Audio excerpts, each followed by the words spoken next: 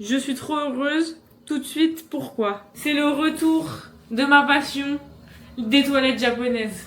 On a une vraie cabine de douche, ce qui existe. 별 기대 없이 예약한 평범한 숙소였는데 변기 옆에 붙어 있는 낯선 조작판 하나가 두 사람을 완전히 무너뜨린 것이죠.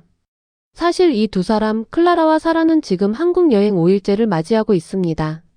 언니 클라라는 유튜브에 세계 곳곳을 여행하는 브이로그를 올리는 크리에이터이고 동생 사라와 함께 서울과 부산을 오가는 일정으로 이번 한국행을 택했는데요.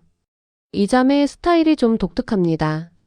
유명한 관광지보다 동네 편의점, 좁은 골목, 무료로 체험할 수 있는 작은 것들에 훨씬 더 눈을 반짝인다는 것이죠.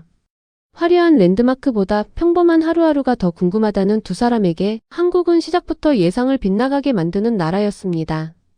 여행 4일째 아침, 두 사람이 향한 곳은 다름 아닌 동네 편의점입니다. 호텔 조식 대신 편의점에서 아침을 해결하겠다는 클라라. 커피 하나, 바나나 우유 하나, 치즈케이크 하나를 집어들고는 계산대로 향하는데요. 별거 아닌 이 장면 하나에도 두 사람의 표정에는 묘한 설렘이 묻어납니다.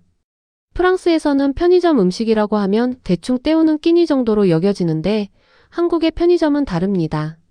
갓 구운 빵부터 즉석에서 데워 먹는 요리까지 종류만 해도 웬만한 작은 마트 수준입니다. 사라는 닭고기가 들어간 도시락을, 클라라는 레몬맛 음료와 귀여운 문양이 그려진 케이크를 골랐는데요. 별 생각 없이 고른 아침 한 끼조차 두 사람에게는 작은 발견이 되어버린 셈입니다. 아침을 해결한 자매가 다음으로 향한 곳은 경복궁 앞 광화문 광장입니다. 그런데 여기서 클라라가 갑자기 걸음을 멈추더니 카메라 앞에서 목소리가 떨리기 시작합니다.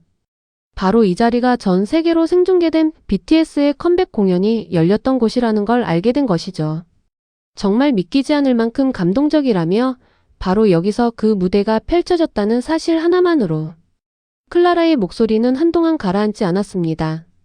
세계적인 아티스트가 자국의 궁궐 정문 앞에서 공연을 한다는 것 자체가 유럽에서는 상상하기 힘든 조합이라는 겁니다. 전통과 대중문화가 이렇게 한 공간에서 자연스럽게 만난다는 사실이 클라라에게는 신기하게 느껴졌던 모양입니다. 궁궐 안으로 들어선 두 사람은 이순신 장군 동상을 지나 세종대왕 동상 앞에 도착합니다. 동생 사라가 한국 역사를 짧게 설명해 주는데요. 세종대왕이 백성 모두가 글을 배울 수 있도록 한글이라는 문자를 새롭게 만들었다는 이야기였습니다. 어려운 한자 대신 가난한 백성들도 쉽게 배울 수 있는 문자를 만들었다는 설명에 두 사람은 진심으로 감탄합니다. 그런데 동상보다 두 사람을 더 놀라게 한 건 바로 그 뒤에 있는 작은 건물이었습니다. 동상 아래 마련된 박물관이 그냥 무료라는 사실에 클라라는 두 눈을 크게 떴는데요. 세종대왕이 만든 한글의 역사를 전시해 놓은 이 박물관, 입장료가 아예 없습니다.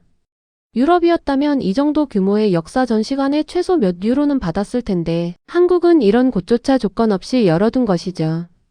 박물관 옆에는 뜻밖의 체험 공간까지 마련되어 있었습니다.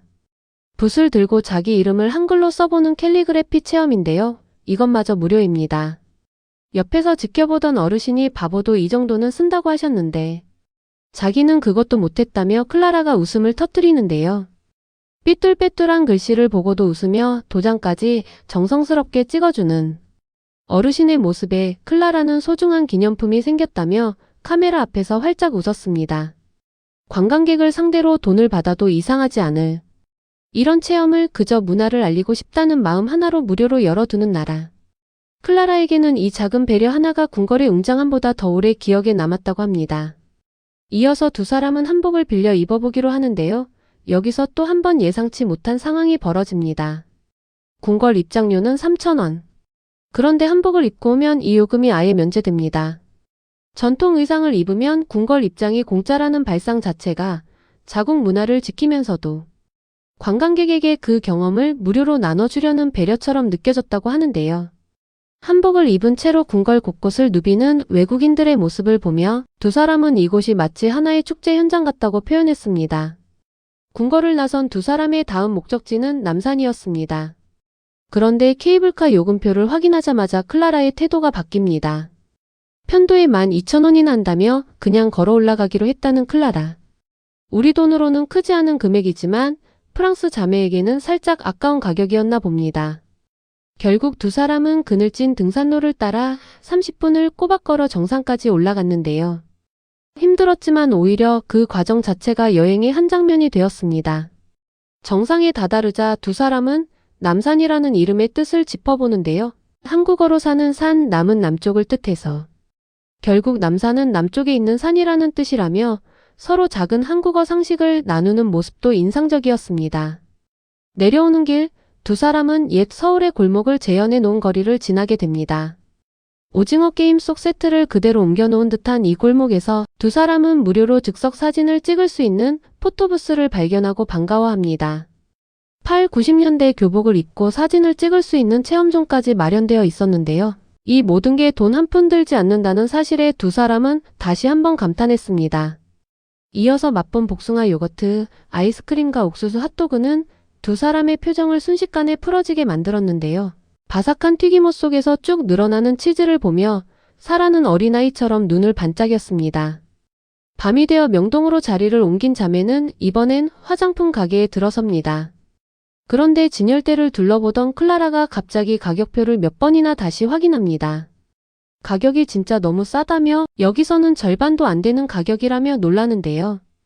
프랑스에서 화장품 할인 매장까지 따로 찾아다니던 클라라에게 명동의 평범한 로드숍 가격은 그야말로 충격이었습니다. 같은 제품이 절반도 안 되는 가격에 놓여 있으니 그 자리에서 바구니 가득 제품을 쓸어 담을 수밖에 없었죠.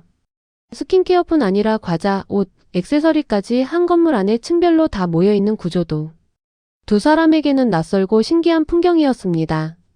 명동의 밤거리를 걷던 두 사람은 노점에서 파는 붕어빵과 딸기 찹쌀떡 그리고 튀긴 생선빵까지 하나씩 사 먹으며 골목을 누빕니다. 딸기가 3개나 들어간 찹쌀떡을 보고 이 가격에 이 정도 퀄리티가 가능하냐며 놀라는 사라의 모습이 유독 눈에 띄었는데요. 그렇게 서울에서의 마지막 밤을 보낸 두 사람은 다음날 부산행 기차에 올라탑니다. 그리고 도착한 부산의 첫 숙소 문을 열자마자 등장한 것이 바로 그 화장실이었던 겁니다. 조작판 하나로 온도부터 세기까지 조절되는 비대형 변기 앞에서 클라라는 갑자기 너무 행복해졌다며 자신이 좋아하던 그 첨단 화장실이 다시 생겼다고 카메라 앞에서 소리를 질렀습니다. 유럽에서는 거의 찾아볼 수 없는 시설이라며 한동안 자리를 뜨지 못했던 클라라. 작은 원룸형 숙소인데도 세탁기와 주방 그리고 바다가 보이는 창문까지 갖춰져 있어 이 가격에 이 정도 시설이 가능하냐는 말이 절로 나왔습니다. 편의점 아침 한 끼부터 무료 박물관, 무료 캘리그래피 체험, 한복 입으면 면제되는 궁궐 입장료, 화장품 가게의 파격적인 가격, 그리고 마지막엔 화장실 조작판 하나까지.